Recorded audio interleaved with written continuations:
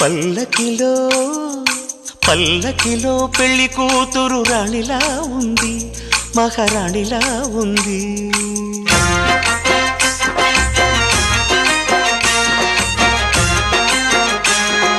రాణిగారికి సిగ్గులు వచ్చే, రాజుగారికి చిరునవ్వొచ్చే, ఈ ఇద్దరి పెళ్లికి ఆనందం అతిథిగా వచ్చే. పల్లకిలో పెళ్లి కూతురు రాణిలా ఉంది.